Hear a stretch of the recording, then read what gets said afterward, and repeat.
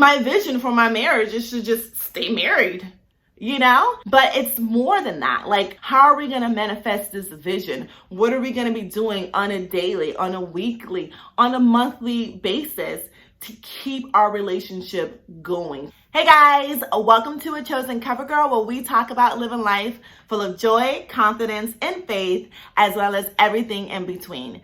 I'm your girl, Daniela. We are going to be talking about how to have a successful relationship. As many of you know, I celebrated my 15-year anniversary this year, and I've learned some things along the way, So I wanted to share those tips with you. I know it's kind of like taboo these days, like staying in relationships and staying committed. But I feel like if you kind of follow these tips, you can have longevity in your relationship as well.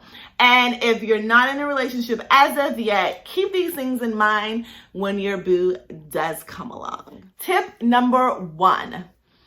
Most things, if not all, are best handled behind closed doors. Not everybody needs to know your business. You don't need to be arguing with your significant other in front of people or in public. If there was something that was said, it might be best for you to wait and then address it when you two are alone. Back in college, I had a girlfriend who would just go off on her man in public. And I had to have a conversation with her. I'm like, listen, I know you're hot. I know what he did was absolutely wrong, but I think there's a better time to address it. And that's the thing. Like, you might be pissed the heck off as all, like my husband likes to say, pistivity. He likes to make up that word. You might be pissed to the level of pistivity. But at the end of the day, you just address it when there's a better time to address it. Because nothing more than ego is going to come into play. You're going to say something. He's going to come back at you because, he gotta, it's his ego. He has to protect his manhood and how he looks in front of people. So we don't need any of that when it comes to communicating and addressing issues. We need to address it humbly. We need to address it when each person is calm. So please, please, please do not handle your affairs in the public. Wait till you are behind closed doors. Tip number 2, you can bring the best or the worst out of someone. Choose wisely. And in choosing wisely, it's how you speak to that person, how you deal with that person. If you want longevity in your relationship, you have to allow someone to feel like they're in a safe place with you. So choosing wisely on how to encourage someone, how to inspire them, how to bring the best out of them, even if their flaws are like bothering the crap out of you. So even in their flaws, you want to encourage them and focus and point out what's awesome and positive about them. I have someone that I know who was in a relationship, and a lot of what her partner did pretty much annoyed the crap out of her. He just couldn't do right. And she kept pointing it out. She kept pointing out his flaws, pointing out the things that he did wrong. So in that relationship, I can only imagine how he felt defeated. His spirit was defeated. And it's like, can I ever do anything right? Of course, it challenged his manhood. And who knows however else he felt in that relationship at the time. Needless to say, their relationship didn't last. But at the end of the day, let's focus on what's good with our partner. Let's bring out the best in them. Let's think about it. We're here to do life with our partners, with our significant others. So let's make it a good one. Let's make it a safe space for them to be in, which takes me to point number 3. We are on the same team. Hello, partnership. I mean, you're on the same team. So there is no competition, and you have to play by the same playbook. So when you're on the same team, it's you against the world. And I will say that has been a very challenging aspect of my relationship. I used to have to remind my husband, dude, it's you and I. It's me and you against everybody else. It's you and I first. And then everybody else fall into place. And then everybody, like, your loyalty is to the person that you're in the relationship with. And I know when it comes to other family members, other friendships, you know, we want to be able to be loyal to them. We want to be able to give our time to them. We want just all of that. But at the end of the day, it's here. It's like, it's ride or die. It's you and I. If there's going to be longevity in the relationship. Oftentimes, like I've mentioned before in the past, I truly encourage couples to participate in marriage counseling or relationship counseling, just in couples counseling. It's so important sometimes for you to have a third party to come and weigh in and be objective when you and your partner aren't seeing eye to eye. So even though you're on the same team and you're looking at the same playbook, people have different perceptions of what's going on here. So bring in a third party, bring in a couples counselor to come in and allow each person to be heard. Because what I've learned as well is that sometimes our ears are blocked to our partner. We're not open to receiving what they say. I can't tell you how many times I've said something to my husband, and then about a week later, he's like, oh, such and such said A, B, C, D, E, F, G. And I'm looking at him like, oh, really? It's so annoying that it takes somebody else to say something for you to receive it. And I find that it's just like that sometimes. It's just like that sometimes. And I literally had to let that go, because there are certain things that your partner won't receive from you. And then when you point it out, they're like, no, you didn't. Did you say that? I'm like, yeah, homie. Actually, I did. But whatever. Like I said, I had to let that go and let it be what it is, and understand that sometimes people receive better from other people, or it's hard for some people to receive from you, even your own partner. But just let it go, and time will allow that to mend itself. And I will say, that issue that I used to have, that's very, very, very rare that happens nowadays. Because now when I say something, he receives it more. I don't know what it was that he had to get through in order to get to the place that we are now.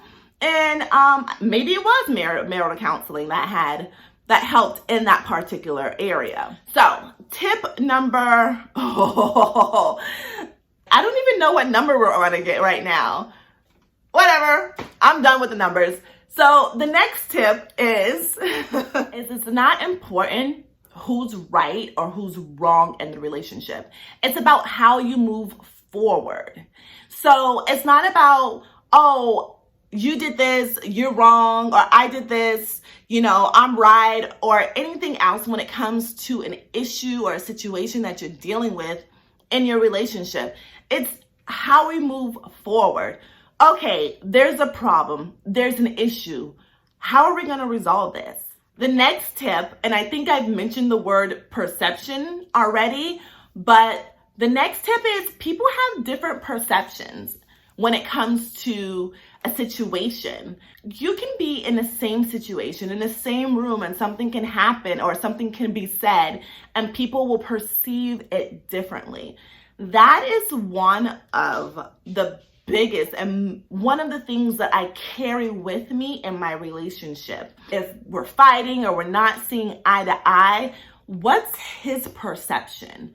Or before I even go in, could this be perceived differently? And if I decide that it can't be perceived differently, then I go in. But I do take a step back sometimes, and I'm like, is that what he meant? Is that what I meant? And oftentimes I find that when we're popping off on each other, it's because somebody perceived something differently. I'm like, boo, that ain't even what I meant. Like, relax. Like, I said XYZ, but I meant it by this. And once that's clarified, it just totally diffuses the problem. Like, fire is out.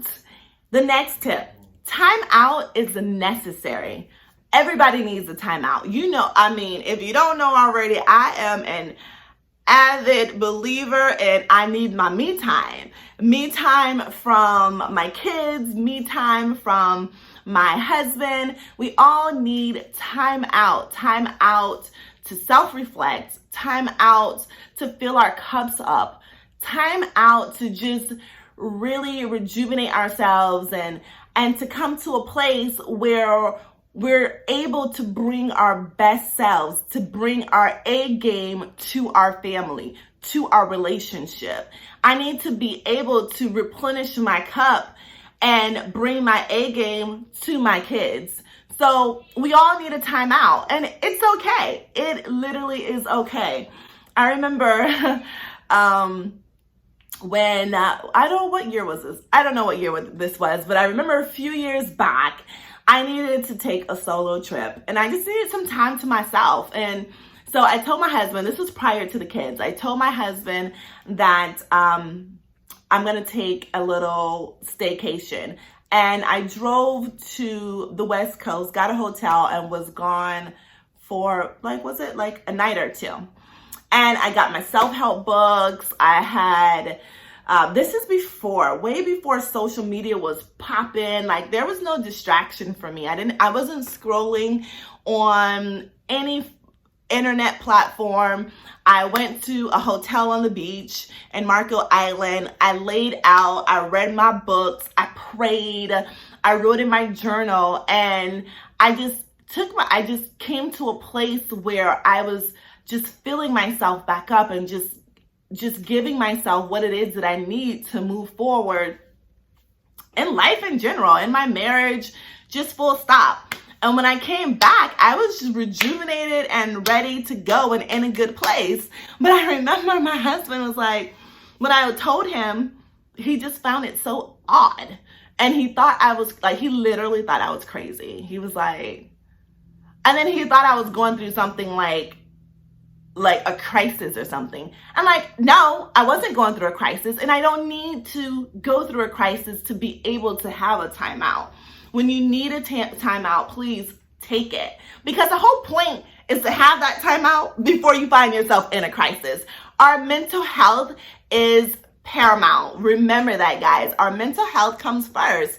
So before you can give to anybody else, you got to be able to give from a full cup. Because if you're not happy, how are you going to be happy in a relationship? Because it's nobody's responsibility to make you happy. It's not my spouse's responsibility. It's not my kids. So you are responsible to be happy. And a relationship is not going to make you happy. I know so many young ladies are like, oh, when I get a man, I'm going to be happy. When I get a man, I'm going to be happy. Please stop that narrative. You have to be happy and full and complete by yourself before you can go into a relationship. I know we've heard this time and time again, but I'm amazed at how many times it's been said. But I still can't tell you how many times I hear women say the same thing, that they'll be happy and think that they'll be happy when the relationship comes. No, be happy now. Be happy today. When you're happy with who you are, then you will be happy in your relationship. And happiness in a relationship brings forth longevity and success in a relationship. And that brings me to my next tip. When your man is acting up, I can't tell you how it's so easy to look at somebody else and be like, oh, you don't want to do this? Don't worry about it. I can't tell you how many times I've said, oh, you don't want to, oh, what? Oh, you don't want to do that? Don't worry about it. Trust me, somebody will.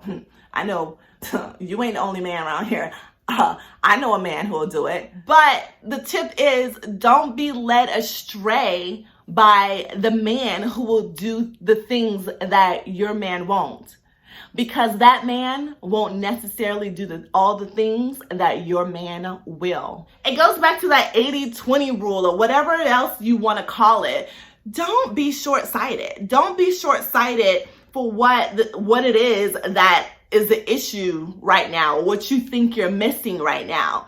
Don't be short-sighted. Don't trade in the 80 for the 20, because you'll find yourself in a situation wishing and hoping you would have kept yourself still and stayed in that relationship. I've seen and witnessed plenty of times where a man will go from one woman to the next woman to the next woman, thinking that he's going to get better, thinking that the next one is going to bring something better, and then ends up being a bachelor forever, wishing he would have stayed in the relationship 5 girls ago. Darn, I hurt my elbow. Oh. Rarely will you find someone who is going to have 100% of exactly what you want. Yeah, they may check off all those things on your list, but then when you're in that relationship, you realize there are some things on your list that you didn't write down that you needed and that person doesn't have. Don't forfeit your 80 for 20. Let's not do that. Next tip.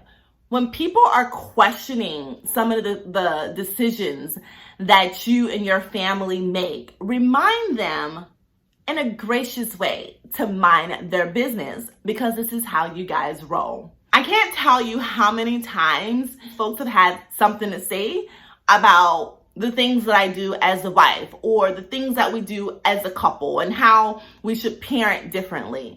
Just questioning. And I'm like, this is how the backers roll. This is how we roll in our family, and this is what works for us. So in your relationship, people are going to have things to say, and you got to graciously remind them to mind their business.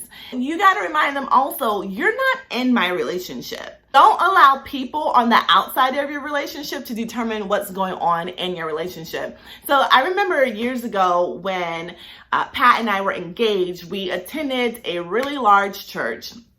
And there was a large young adult community in the church. And we used to hang out with other couples. And I remember one of the young ladies was like, "Ooh, are you sure he's the one for you? I don't like the way he talks to you."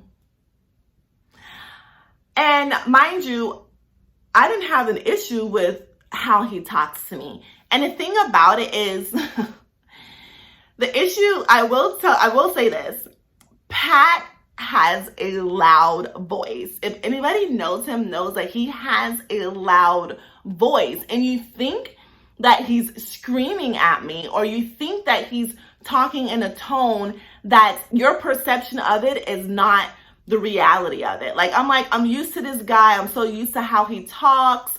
Like, he just has this thing about him that I don't take offense. And I do know when I should be taking offense.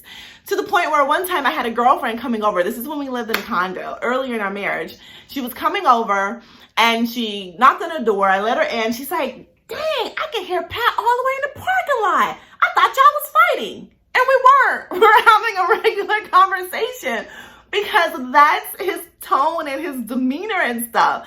So the fact that this girl was telling me, "I don't like the way he talks to you," you don't know what's going on in my relationship with this man. Because if there was an issue, I wouldn't have been marrying him, and we wouldn't still be married for 15 years.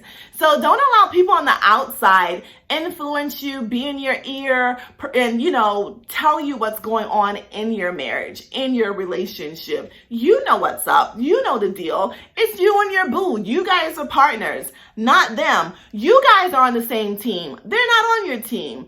So, and am I saying don't take their advice? Don't hear them out? Yes, you can hear certain people out, but don't take it with heavy heart and bring it into your relationship either, because then it'll cause a problem. Next tip, relationships don't grow apart overnight.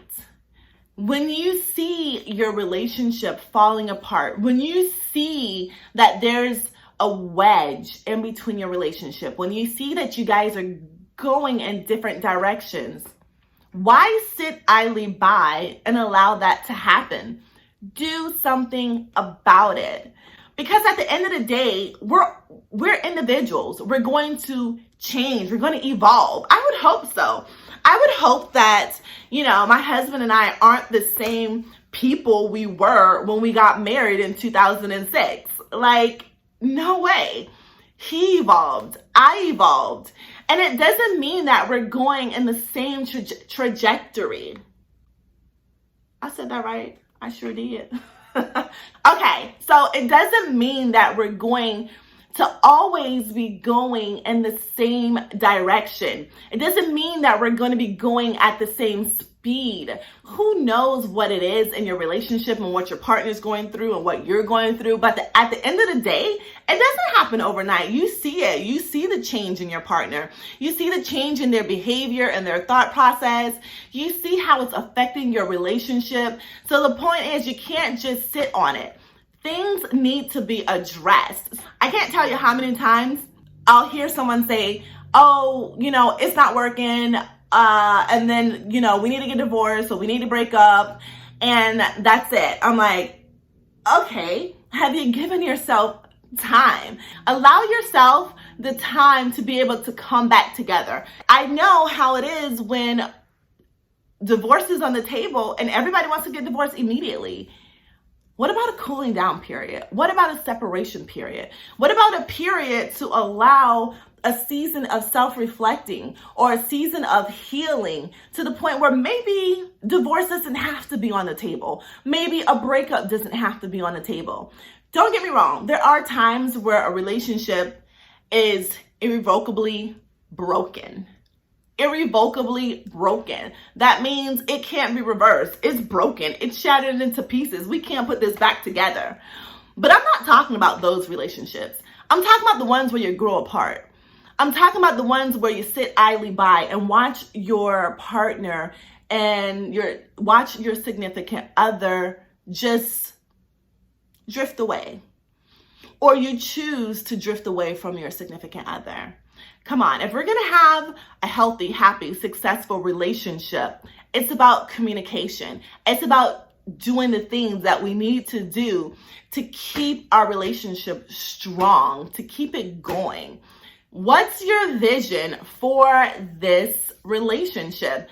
I think I mentioned it before, but in my most recent marital session, she asked, what's your vision for your marriage? And it never dawned on me to have a vision board for my marriage, or to have my vision for my marriage is to just stay married, But it's more than that.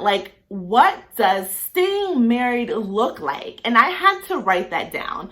And my husband had to write that down. And we had to talk about it. And we had to agree with what the things and the strategies and the things that we're going to do to allow our vision of our marriage to come into play, to be able to manifest that. How are we going to manifest this vision? What are we going to be doing on a daily, on a weekly, on a monthly basis to keep our relationship going, to keep this healthy and happy vision that we have for our marriage? These are just some of the tips that I have in regards to having a healthy, happy, and successful long-term relationship.